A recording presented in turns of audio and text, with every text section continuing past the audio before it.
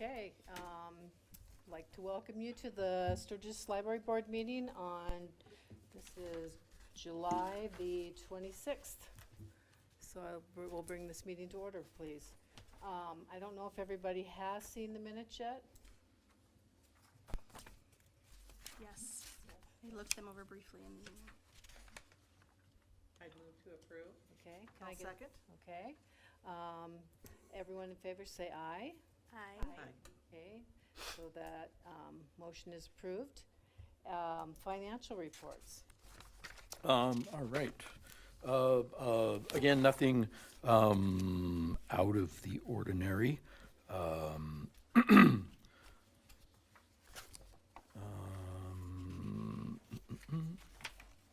think we're all set.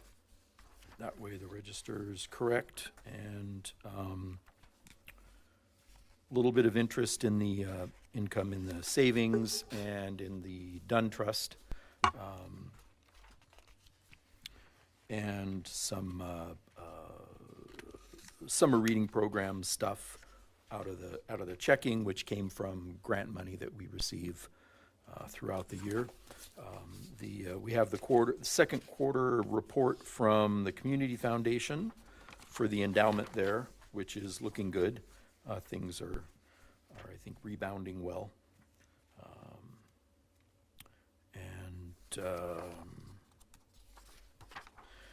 And one of the things I'll talk about in the board report is or I guess in new business is the CD, the Dunn Trust CD, which comes up in August, and that'll So nothing out of the ordinary for that stuff. Okay. Any discussion? Okay. I would entertain a motion to approve the financial reports. So moved. And I will second. Okay, all those in favor say aye. Aye. Any opposed? Okay, so that carries the motion. Director's report. Okay. The stats are all looking good. Of course, with the summer reading program, program attendance is up. Sierra had, it's on the newsletter, 40 different, I think she had 43 different programs this summer. So she really went above and beyond. Wow. So that's great. And so those numbers are looking really good. Our interlibrary loan numbers are down a little bit because we're still dealing with courier issues that I'll talk about in just a moment. Our August artist canceled, so Colton still has his stuff up. I'm not sure if he's going to leave it up through August or if he's going to come and take it down on the 31st. We haven't heard back from him yet, but either way, that's fine. As far as facility stuff, things are going pretty well. The automatic faucets that were put in are developing problems with corrosion. The wires that run from the battery to the sensor inside the faucet itself are corroding over time. And so as those are going out either through the batteries or they just quit working or whatever, Judd is replacing those with ADA compliant handles. To change the batteries, you actually have to shut the water off, which means you have to take the bottom panel off below the sink, and then you have to get in there and turn the water off, and then you open it up, and then you can replace the battery, and then you put it all back together. And since they're starting to corrode anyway, we decided to just get rid of them. So he's been working on that. There was one upstairs that he did that to earlier in the lobby, and then he's done one in the children's area recently. Other than that, things are good. We did interview for the part-time position, and we can talk about that in exec session. I can tell you what we've come up with. We were asked by the city council for a wish list of some items, and I sent you guys all the email I had sent about our book budget going kind of out the window. So I asked for the two wish list items. One was $6,000 increase to the book buying budget, which would offset the reduction in discount that we get, but it would also, I'm also asking for some more money to purchase ebooks for our patrons specifically. The way Libby works is there are purchases that everybody in the consortium has. There are purchases we can make for just our patrons. And we've noticed that especially in the children's section, there's not a big selection, or the books that we have, there's only one copy. So if you want to read your kid Charlotte's Web, it's going to take you 40 weeks to get it. So some of those materials, if we purchased our own copies, that would make them more readily available for our patrons. So it would be nice to bump that up. It's an expensive proposition. I think we talked about that at the last meeting. But I think worthwhile to at least the extent that we can do that within our budget. So that was one wish list item. The other wish list item was for taking out the tile and putting in vinyl flooring. Since we had talked about that being a big project, I figured I'd throw that out as a wish list. And estimated just to do the tile, not the carpet, just to exchange the tile in the work area and the walkways around the library. I'm guessing 30 to 40,000, which is a real rough estimate. But I imagine it would be within that price range. So whether anything comes of that, I guess we'll have to see. But those were the items I asked for. I thought those would be the kind of the two good ones. The courier issues. The courier said they weren't going to have service in South Dakota anymore. Their contract was up. They weren't going to renew it. They ended up renewing it, but there was kind of a cryptic message about the Black Hills area. Didn't say what the issue was or whether they weren't going to do the Black Hills or what's going on. But there's a Zoom meeting tomorrow morning with the state librarian and the Mintex company and the courier and the libraries to discuss whatever the issue may be, which we don't know what it is, so it'll be interesting to find out. They've been sort of close-lipped about it, and Amber Wild, who's the Spearfish head librarian, who's president of the consortium right now, was looking into it and wasn't getting any information, so we don't know. What was the cryptic message? It was just if you have things for libraries in the state, if you have things that need to go to the Black Hills, you may be better off mailing them than using the courier at this point in time. Now, we did have an instance where the courier has been coming, is supposed to come twice a week. They didn't come the first week, they came once the second week and said, oh, well, we only had 2 boxes of books for you, so we were waiting till they have more boxes, I guess. So it just seems like there's still issues there that hopefully will get resolved tomorrow, and then I'll let you guys know as soon as I do what's going on with that. So that's why ILL numbers are low, is because we're not sending stuff. We're doing stuff within the Northern Hills. I take stuff up to Lead and to Spearfish on Mondays. Piedmont has just started dropping off stuff, so they're going to be included in this little kind of rogue delivery service as well, until we find out what's going on. Supposedly the issue originally was that the courier didn't want to drive off the interstate as far as delivering to Lead or some of the other libraries in the consortium. But they go to Lead, so we're not quite sure. But they don't go to Piedmont, and they don't go to Whitewood, so we don't know. But Piedmont's literally right off. Yes. Well, that's As is where, Whitewood. that's some of the confusion is, we just aren't quite sure what's going on. And so hopefully getting to talk to them face to face and not going through the state library, we'll get some answers and figure out what's going on with all of that. So that's that. The other thing, I presented a budget request to the, to the county commissioners yesterday morning. Went fine. they didn't really have any questions. Doreen wondered what the difference, she asked what kind of the new hot thing that everybody's interested in is, and I said, well, large print is becoming a bigger deal and the Amish romances are big. And she wondered what the difference between that and a Harlequin romance was, and I said, It's a big one. there are no heaving bosoms, is what I told her, is basically the difference between the two. So, Chris, was there an increase in the budget request? yes, I think I had sent that to you guys. It was about a 4% increase is what we asked for, 35,000 and change. Last year we asked for 33,700. And I shifted some things around. The hotspot, since that's gone down considerably, that I was asking for less help for that, and then I bumped up some numbers in Koha and Overdrive, which is Libby, and in book amounts. I kept all the salary help the same. They've given us 29,700 for the past 3 years, so I guess I'm not anticipating a difference, or at least any more.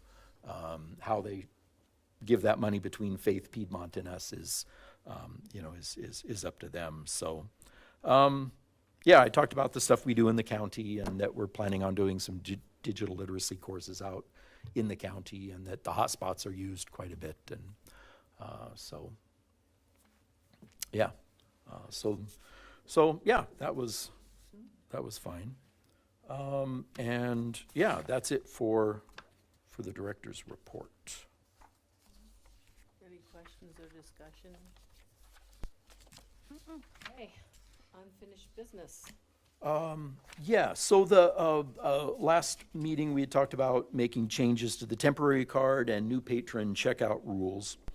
And we've been discussing those and coming up with what exactly we want to do. We're being, we haven't implemented anything yet, just because we're wanting to make sure that we get it exactly the way we want and think about possible issues down the road.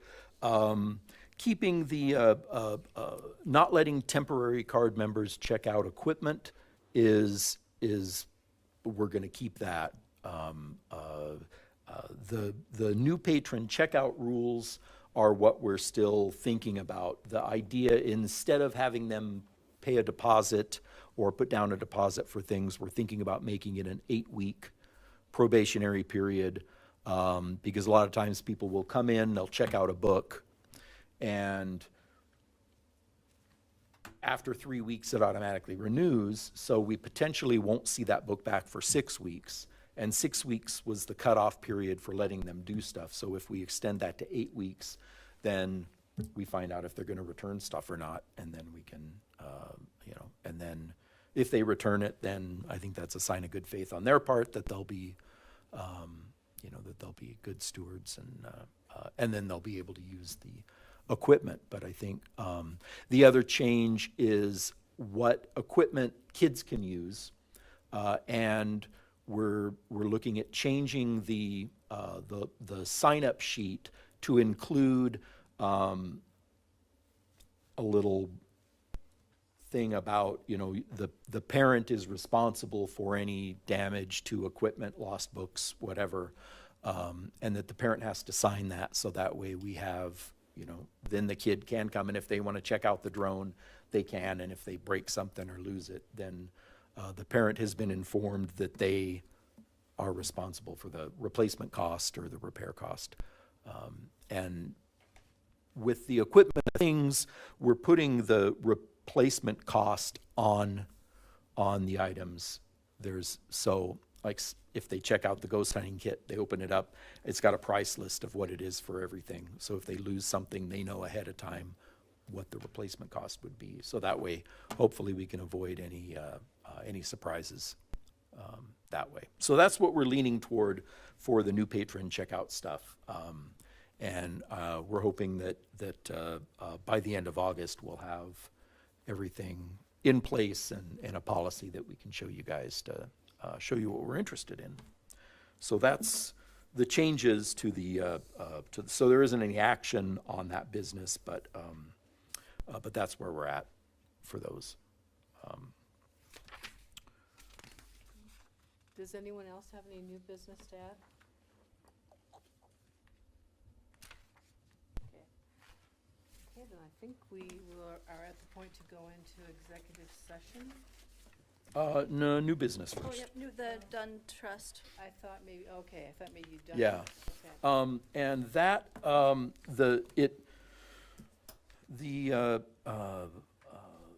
the CD is done on August 25th, and I think our next meeting is August 27th or 28th, something like that. So it's after the CD comes due. I've been looking at interest rates, and they're hovering between 4% and 5% right now. I talked to Janine Short at First Interstate. She thinks that in the middle of August, those rates may go up even a little bit more. The Feds just had an interest. Right. They did that this morning, yeah. So we could do, I guess, one of two things. We could either not renew the CD and let it sit until the next board meeting, or we could authorize the investment committee, or the Dunn Trust Committee, I guess, to pick the highest rate and go ahead and transfer it over when it comes due. Which would be Cricket, Janine, and I would be on that committee. So Is there one a- of two ways of doing Is there it. a 2-week period after it matures? As I remember the CDs. Probably. I think I'm not 100% sure, but yeah, basically if my understanding is if you don't inform them what you want to do, it automatically rolls over on the due date. But I'm not 100% sure. A letter, I guess, right? Possibly. They're not the best about correspondence, but I can contact them and see what's going on with that. But I have, like I said, First Interstate is at 4.61 right now for a 13-month. Wells Fargo is 2%. The credit unions in town are 5%. First National is 4.54 for a 12-month, 4.64 for an 18-month. So they're all pretty close to each other, and I'm assuming then that's all going to change here in the next couple weeks, and then we'll. Do you recall the together. interest rate on this current CD? 1.25. They Yeah. can change in a few months or in a year. Yes. Uh-huh. Yeah, which we knew was going to be the case, which is why we only went for a year. But it looks like anything longer than a year,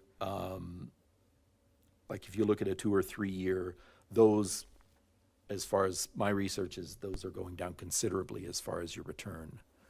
So, so it looks like a 12, or in this case, 13-month is going to be still the best way to go as far as the highest interest rate.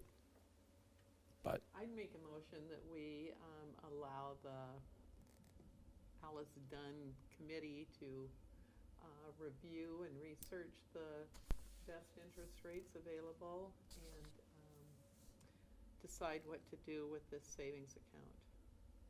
okay, and then go ahead and just do it. Well, especially with the dates, Yeah.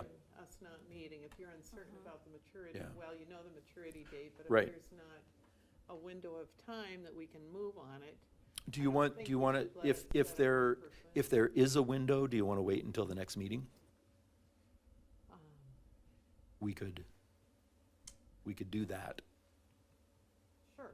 So Okay. I'll include that in my motion. If Okay. there is a window and we can wait until after the August, what is it? The end of 25th. August meeting. Yeah. Okay,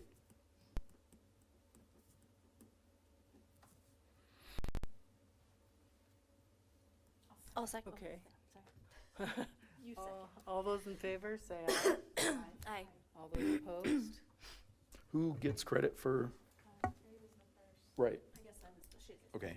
Okay, so the motion passes. Okay, Okay. is there any other new business?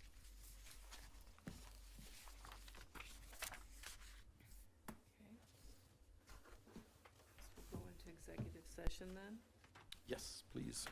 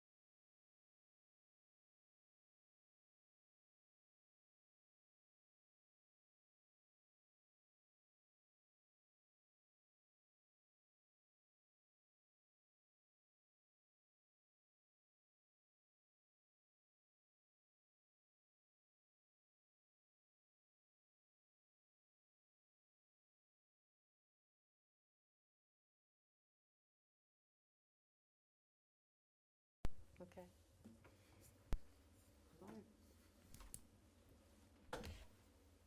All right. Okay. Is there anything else that we need to discuss before the board today?